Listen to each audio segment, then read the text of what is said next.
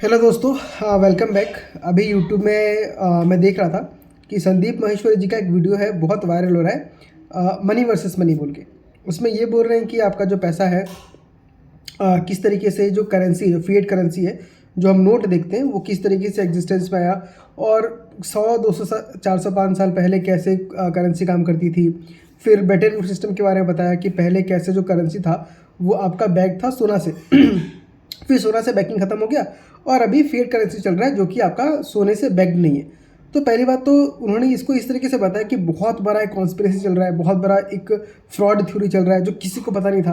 But असल बात ये है कि आम आदमी को इसके बारे में इसलिए पता नहीं होता क्योंकि बहुत लोग इकोनॉमिक्स ये चीज़ जो है उसमें ध्यान देते नहीं है। नॉर्मल उनको क्या होता है कि जॉब पढ़ाई करेंगे जॉब मिलेगा वैसा।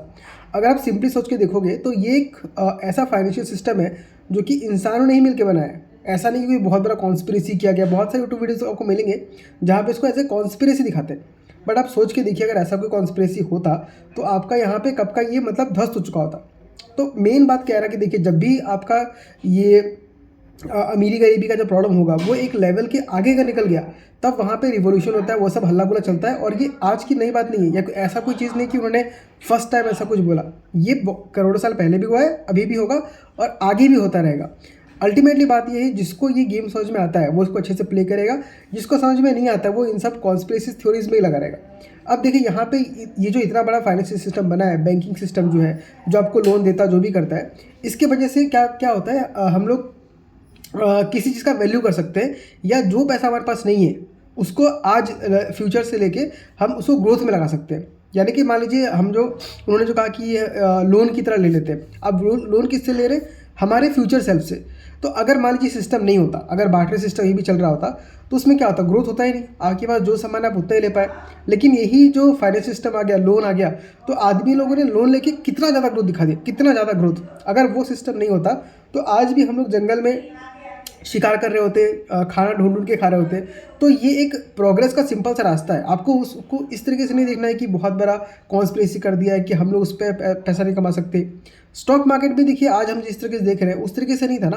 काफ़ी कुछ चेंजेस होकर धीरे धीरे डेवलपमेंट हुआ है। और आपका जो हम जो बोलते हैं कि मार्केट में बूम एंड बस्ट होता है, तो वो हमेशा कब होगा? जब बिजनेसेस अच्छा करेंगी तो स्टॉक मार्केट अच्छा पाएगा, और जब बिजनेस खराब करेगा तो स्टॉक मार्केट भी नीचे चला जाएगा। इसमें कोई ऐसा फ्रॉड वाला चीज़ नहीं, इसमें कोई ऐसा नहीं कि सब कुछ तबाह हो जाएगा, आप सोचो क्या अगला होने वाला है, ऐसा कुछ भी नहीं है। नॉर्मल जो इन्वेंशन होता है वैसा होते रहेगा। 400 500 साल पहले कंप्यूटर्स नहीं था, इंटरनेट नहीं था, आज इंटरनेट आ गया। तो जब इंटरनेट आ रहा था उस टाइम भी लोगों ने बोला कि ऐसा होगा वैसा होगा, बहुत सारे कॉन्स्पिरेसी थ्योरीज आ गई। बट वैसा कुछ हुआ नहीं ना। तो लाइफ हमेशा आगे चलते रहेगा और आप इन सब चीज़ों में फंसे रहोगे तो आप कहीं भी इनकम नहीं कर पाओगे। अभी बहुत लोग का मैंने कमेंट में देखा, सब चिंता पड़ेगी, सर आगे हम क्या करें, क्या होगा समझ में नहीं आ रहा है। तो ये सब चीज़ आपको ध्यान नहीं देना। अभी आपको ध्यान देना अपने ग्रोथ के ऊपर। उसके ऊपर अगर ध्यान दे लोगे तो आपका सब कुछ ठीक हो जाएगा।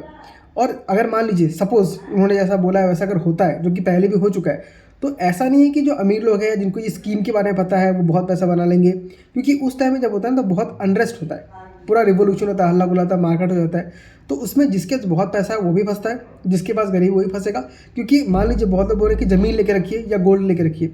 आपने गोल्ड घर पे रख लिया, बट उसको अगर मान लीजिए उस टाइम पे सिचुएशन ऐसा चल रहा है जो जहाँ पे कुछ लॉ एंड ऑर्डर काम नहीं कर रहा है, रिवोल्यूशन पर चल रहा है, तो उस टाइम में क्या होगा? आपके घर पे आके लोग आपको मार काट के चले जाएंगे, जैसा बहुत बार हो चुका है। आपका ज़मीन छीन जाएगा, आपको अपना घर छोड़ के निकलना जा पड़ सकता है।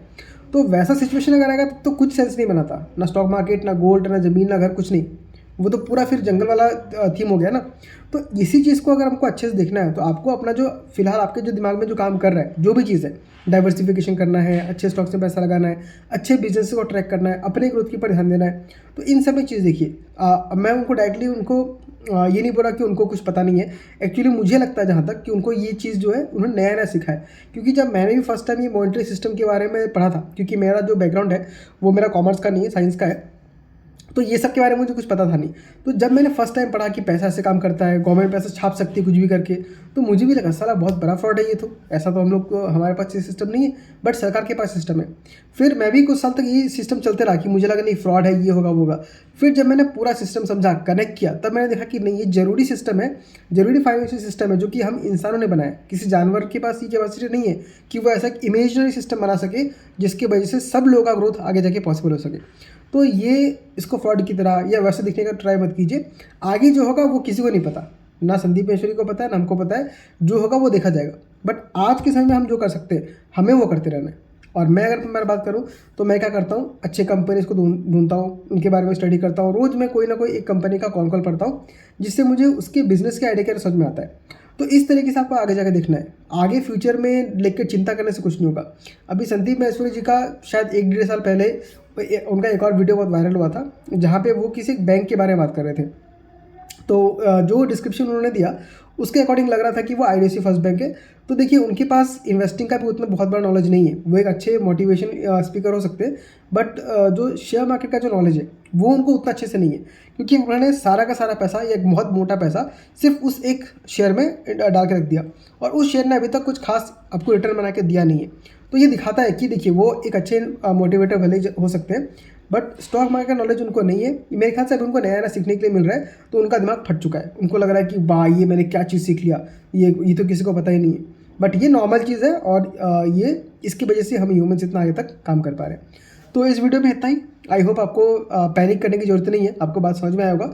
फोकस कीजिए अपने ग्रोथ के ऊपर, और बाकी जो चीज़ें, जो वार हो रहा है, जो भी हो रहा है, वो करोड़ों साल पहले भी चलता रहा है, आज भी चलेगा और आगे भी चलता ही रहेगा।